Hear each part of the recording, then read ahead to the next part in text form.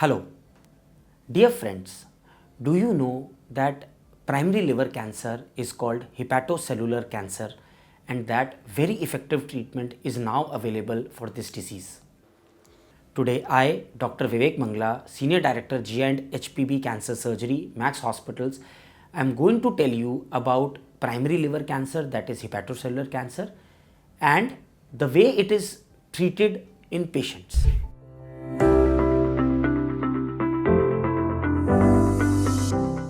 Primary liver cancer is one of the most common cancers which affect the livers.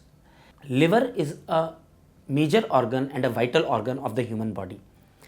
Liver cancers usually arise in the background of some ongoing liver injury or inflammation in the liver. Quite often these patients have cirrhosis related to hepatitis B or more commonly related to hepatitis C. When we talk about cancers in general, the treatment for cancer depends on the stage of the disease. Interestingly and importantly, in patients with liver cancer, the treatment of the cancer depends on the stage, yes, but very importantly and more importantly rather on the general condition of the patient and how good or bad the patient's liver functions are. The liver, as I said, is a vital organ of the human body, and its functioning and appropriate functioning is extremely important for deciding what treatment can be done for these patients. Based on this, the patients are classified into varying grades of liver dysfunction, described as child's A, that is very less liver dysfunction, to child C, which denotes a very high degree of liver dysfunction.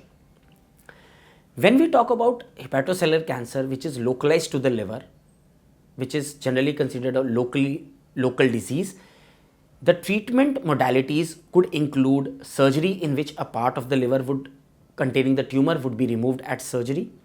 Sometimes when the tumors are multiple or the patients have degree of liver dysfunction, the doctor's team may decide that the surgery is not a good idea in which you remove a part of the liver, and we may have to do something called a liver transplantation in which the whole tumor and disease bearing liver is removed and replaced by a liver which may be obtained from a deceased donor or some related family member who is donating the liver.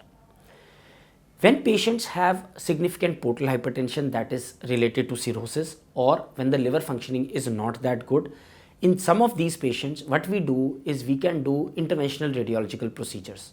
These include ablation, which could be radiofrequency ablation or microwave ablation.